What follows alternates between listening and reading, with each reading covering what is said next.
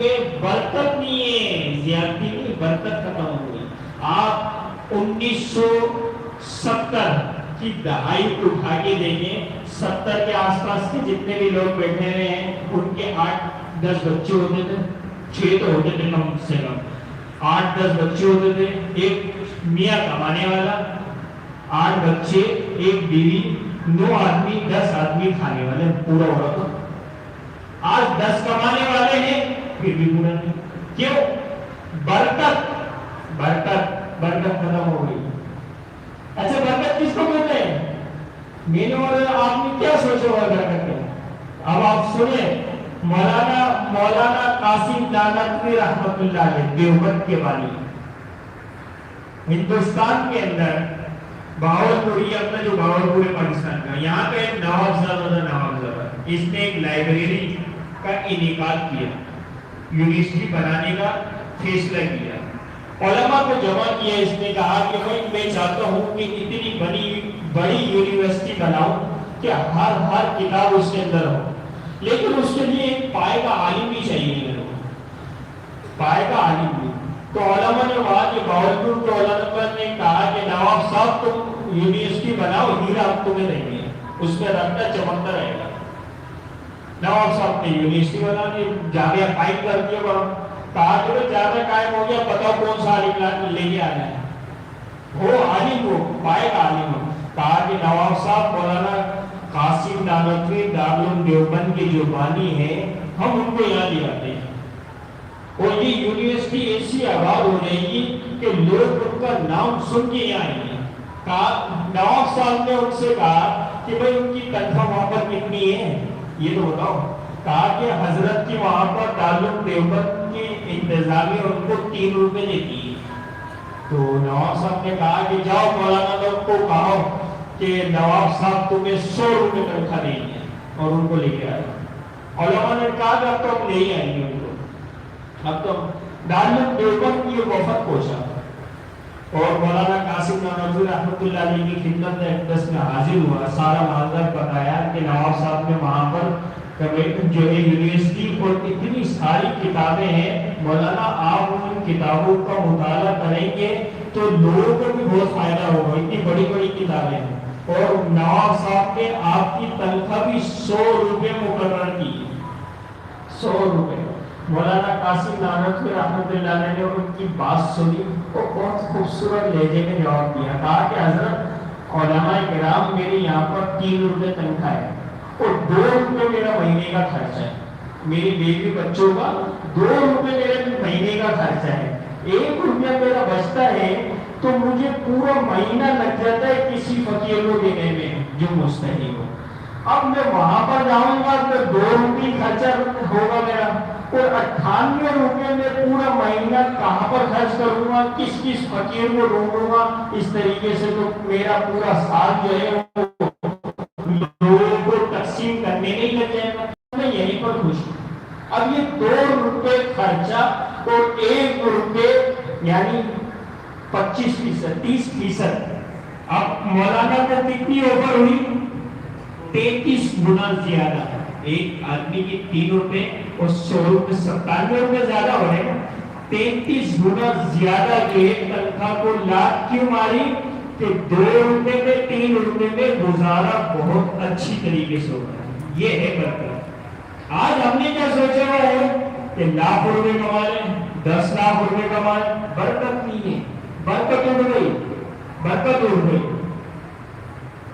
جنید بغدادی رحمۃ اللہ علیہ کے پاس ایک مرید آیا، اس نے کہا کہ حضرت دل چاہتا ہے کہ حج پہ جاؤں، حضرت دل چاہتا ہے حج پہ جاؤں. حضرت نے 1 دینار نکالا جیب سے اور اس کو دے دیا، کہا کہ جاؤ حج کر کے آ جاؤ. اب یہ بغداد کے رہنے والے ہیں. اس نے مرید نے 1 دینار لیا اور چل دیا حج پہ. بستی کے باہر آیا، ایک قافلہ حج پہ جا رہا تھا. اس نے سلام کیا قافلے والوں کو، قافلے والوں کو بھی سلام کا جواب دیا. قافلے والوں سے پوچھا کہ بھائی تم لوگ کہاں جا رہے ہو؟ کہا کہ حج پہ جا رہے ہیں. کہا کہ میں بھی حج پہ جا رہا ہوں، میں تو پیدل جاؤں گا. کہا کہ بھائی تم پیدل جانے کی تمہیں ضرورت نہیں ہے، ہمارا ایک ساتھی آ رہا تھا لیکن وہ بیمار ہو گیا اچانک، اس کا اونٹ کھا لیے، بیٹھیے اس کے اوپر بیٹھیے. اب وہ ساتھی اس اونٹ کے اوپر بیٹھ گیا. تو سوچ کے بیٹھ گیا. اب بیٹھ کے جانے لگا وہ حج کر لیا. جہاں پر یہ قافلہ رکتا وہاں اس کو بھی مہمان سمجھ کے قافلے والے کھلا پلا دیتے کہ بھائی مہمان ہے چلو کھلا دو. پورا حج ہو گیا, 1 دینار بھی خرچہ نہیں ہوا. اب جب قافلہ آ رہا تھا تو بستی والوں نے, جو قافلے والوں نے اس کو بستی پہ اتارا اور وہ حضرت کے پاس سیدھا آیا جنید بغدادی رحمۃ اللہ. کہا کہ حضرت عجیب حج ہوا. کیا ہو گیا؟ کہا کہ عجیب حج ہوا, پورا حج کر کے آ گیا, 1 دینار بھی خرچہ نہیں ہوا. تو حضرت جنید بغدادی رحمۃ اللہ نے فرمایا کہ نکالو میرا دینار, نکالو میرا دینار. اللہ والوں کے پیسوں میں ایسے برکت ہوتی ہے, اللہ والوں کے پیسوں میں ایسے برکت ہوتی ہے. آج تو برکت ہی ختم ہو گئی. آج تو میں اور آپ کثرت, مال کی کثرت, اولاد کی کثرت, جس کے پاس زیادہ اولاد ہے, زیادہ مال ہے, قسم کھا کے کہا جا سکتا ہے زیادہ پریشان ہے. قسم کھا کے کہا جا سکتا ہے زیادہ پریشان. کیوں؟ کہ نیند نہیں آتی مال کی وجہ سے, نیند نہیں آتی اولاد کی وجہ سے نافرمان. تو میرے محترم بھائی بزرگوں دوستوں, بہت سنہری موقع ہے آج کا. یہ وہ رات ہے جس کے اندر فہرستیں تیار ہونے والی ہے کہ بھائی فلاں بن فلاں کیا کھائے گا, کب مرے گا, کب کہاں جائے گا, ساری باتیں آج کے دن لکھ دی جائیں گی. پھر یہ فہرست, یہ فائل لیلۃ القدر کے وقت رات میں فرشتوں کے حوالے کر دی جائیں گی. بھائی یہ اس آدمی کا, یہ مولوی فیصل کا اعمال نامہ ہے, یہ فلاں کا اعمال نامہ ہے, اس کے ساتھ یہی معاملات کیے جائیں, یہی معاملات کیے جائیں.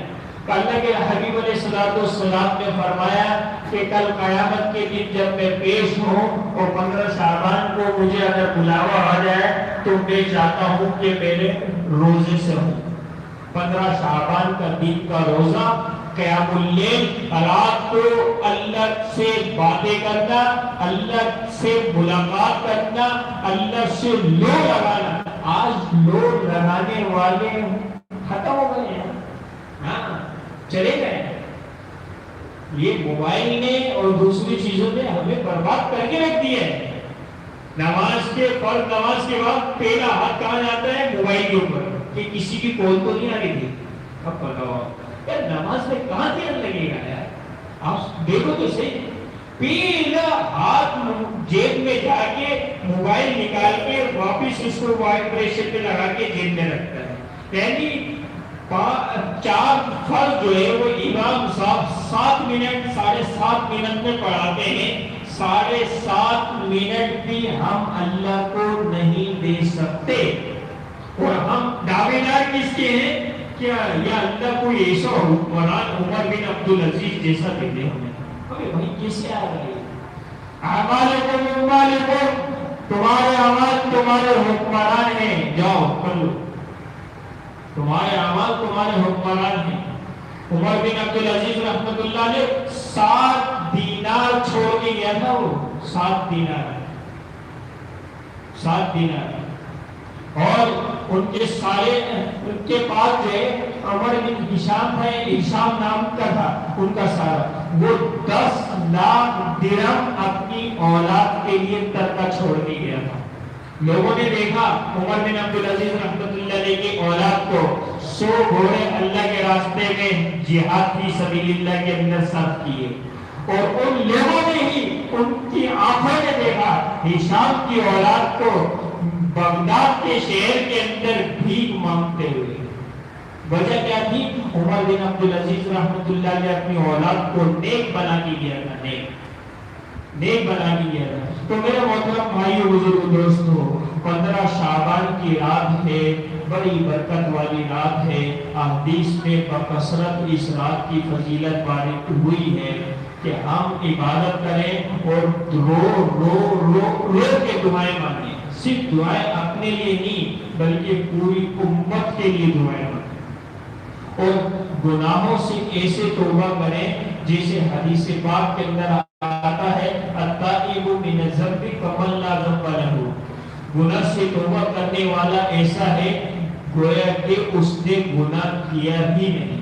صلاۃ التسبیح پڑھنے کا موقع ملے ضرور پڑھیں, اللہ کے حبیب علیہ السلام نے صلاۃ التسبیح کی نماز کی بہت بڑی فضیلت ارشاد فرمائی ہے۔ حدیث پاک کے اندر آتا ہے کہ ابن عباس رضی اللہ تعالیٰ عنہ سے فرمایا کہ میرے چچا اس نماز کو آپ روزانہ پڑھ لیا کریں، پہلا والا، اگر روزانہ نہ ہو سکے تو ایک ہفتے میں ایک مرتبہ پڑھ لیا کریں، یہ بھی نہ ہو سکے ایک مہینے کے اندر پڑھ لیا کریں، یہ بھی نہ ہو سکے ایک سال میں پڑھ لیا کریں، یہ بھی نہ ہو سکے تو پوری زندگی میں ایک مرتبہ تو پڑھ ہی لیا کریں۔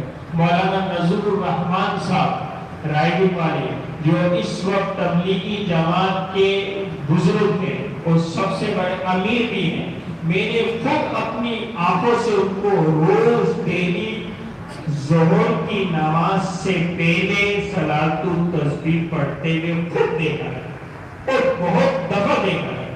حضرت کو کیا ہے، بہت بڑے اللہ کے ولی ہے، بہت بڑے۔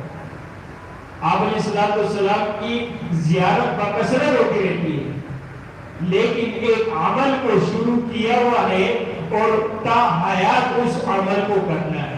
عمل کا دور کب ہوتا ہے جب اس عمل کے اندر دوام ہو۔ احب الاعمال الی اللہ تعالی ادومها وان قل۔ اللہ کے حبیب علیہ السلام نے ارشاد فرمایا کہ سب سے محبوب عمل وہ ہے اللہ کے نزدیک جو دائمی ہو اگرچہ تھوڑا ہو۔ تو ہم جو ہے اس رات کے اندر ایک نماز بھی پڑھ لیں۔ نماز کا طریقہ کیا ہے؟ ثنا سبحانک اللہم 4 رکعت نماز نفل کی نیت کر دی۔ نفل کی جماعت نہیں ہوتی، نفل کی جماعت احناف کے نزدیک تراویح کی نماز ہے اور صلاۃ الخوف ہے، صلاۃ الکسوف ہے، چاند گرہن کی نماز ہے، یہ اللہ کے حبیب علیہ السلام سے ثابت ہے۔ اس کے علاوہ نفل کی نماز وہ احناف کے نزدیک وہ مکروہ تحریمی ہے۔ مکروہ تحریمی کا مطلب یہ ہے کہ وہ نماز نہیں ہوگی بلکہ گناہ ہوگا۔ نفل کی نماز آپ نفل نماز سب سے بہترین گھر کے اندر ہے۔ اگر گھر میں شور ہے، بچوں کا شور ہے یا کوئی دوسرا شرعی عذر ہے، پھر آپ مسجد میں بھی آگے کر سکتے ہیں، لیکن سب سے بہترین نماز جو ہے وہ نفل تو گھر کے اندر پڑھی ہے۔ اللہ کے حبیب علیہ السلام سنتیں حجرے مبارک میں پڑھ کر مصلی پر آتے تھے۔ آپ علیہ السلام تہجد کی نماز وہ حضرت عائشہ رضی اللہ تعالی عنہ کو سائڈ میں تھوڑا سا کر کے پھر مصلی بچھا کے اپنے حجرے میں پڑھتے تھے۔ تو نفل سب سے افضل عمل اپنے گھر پہ ہے تاکہ بچوں کو بھی رغبت ہو، بچوں کو بھی رغبت۔ اس کے اندر آپ 2 رکعت پڑھیں، 4 رکعت پڑھیں، 8 پڑھیں، 10 پڑھیں، کوئی قید نہیں ہے، لیکن دعا ایسی مانگے کہ اللہ کو جو ہے رحم آئے۔ ایک آنسو جو ہے نا، ایک آنسو کا ٹپکا نکل گیا تو یہ سمجھ لیجئے کہ ہمارے گناہ جو ہے بخش گئے۔ بھائی وہ پیاز کھا کے جو ہے نا آنسو نہیں نکالتا، بولا مولوی صاحب نے کہا تھا آنسو نکالنا چڑھتے ہیں، اب وہ پیاز سے نکالے یا آگ میں جو ہے نا انگلی مار کے نکالنے، نہیں، اللہ کے خوف سے آنسو نکلنا، اللہ کے خوف سے آنسو نکلنا، اس کے گناہ بخش دیے گئے۔ اللہ تعالیٰ سے دعا ہے کہ اللہ تعالیٰ مجھے اور آپ کو ان تمام باتوں پر عمل کرنے کی، دوسروں تک پہنچانے کی توفیق نصیب فرمائے۔ درود شریف پڑھ لیں۔ الحمدللہ رب العالمین والعاقبۃ للمتقین والصلاة والسلام علی اشرف الانبیاء والمرسلین۔ اللهم اهدنا فيمن هديت وعافنا فيمن عافيت وتولنا فيمن توليت وبارك لنا فيما أعطيت وقنا شر ما قضيت فإنك تقضي ولا يقضى عليك إنه لا يذل من عليك ولا يعز من عليك تبارك ربنا وتعاليت نستغفرك ونتوب إليك اللهم أحسن عاقبتنا في الأمور كلها وأجرنا من خزي الدنيا وعذاب الآخرة يا أرحم الراحمين يا أول الأولين یا راحم المساکین، یا اللہ ہم سب کے کبیرہ صغیرہ گناہوں کو معاف فرما، یا اللہ توبہ نصوحہ کرنے کی توفیق نصیب فرما، یا اللہ جو چلنے سے پھرنے سے دماغ کے سوچنے سے ہاتھوں کے پکڑنے سے دل کے اندر پیدا ہونے سے جتنے بھی صغیرہ کبیرہ بڑے چھوٹے جتنے بھی گناہ ہوئے سب کو معاف فرما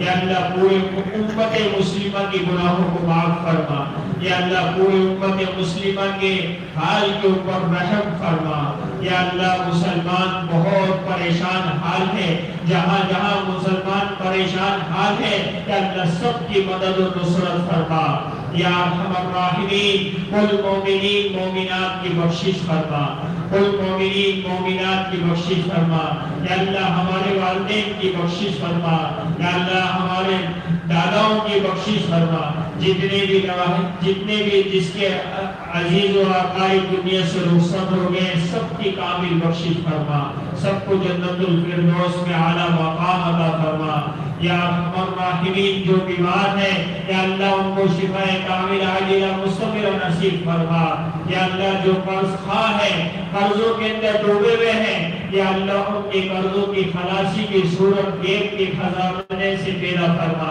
یا اللہ سب کو حلال پاک طیب طاہر روزی عطا فرما یا اللہ ہم سب کو حلال کمانے کی اور اپنے بچوں کو حلال کھلانے کی توفیق نصیب فرما یا اللہ اپنے راستے میں خرچ کرنے کی توفیق نصیب فرما یا اللہ یا ارحم الراحمین مساجد کو آباد فرما خانقاہوں کو آباد فرما مراکز کو آباد فرما یا اللہ ان جگہوں کی اپنے دست و قدرت سے حفاظت فرما یا ارحم الراحمین امت مسلمہ بہت پریشان حال ہے یا اللہ امت مسلمہ کے حال پر رحم فرما یا ارحم الراحمین خصوصاً پاکستان بہت معاشی حالات سے گزر رہا ہے یا اللہ پاکستان کے حال کے اوپر رحم فرما یا اللہ یہ پاکستان پاک و سرزمین لا الہ الا اللہ محمد الرسول اللہ کے نام سے بنی تھی آج وہ قانون ختم ہو چکا محمد الرسول اللہ کی سیرت کو پورے پاکستان میں نافذ فرما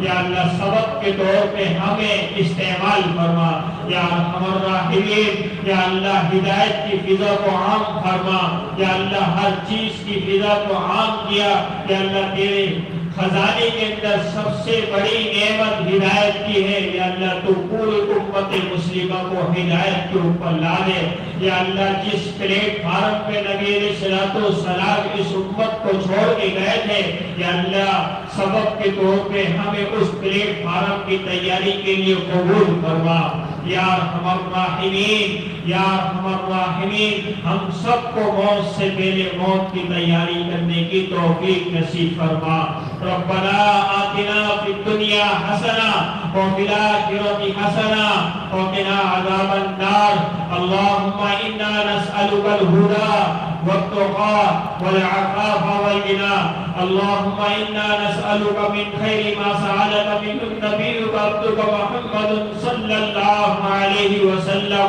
ونعوذ بك من شر ما استعاذ منه نبيك عبدك محمد صلى الله عليه وسلم وانت المستعان وعليك البلاغ ولا حول ولا قوة إلا بالله العلي العظيم وصلى الله على النبي الكريم وعلى آله وأصحابه أمته وأهل بيته أجمعين آمين برحمتك يا أرحم الراحمين.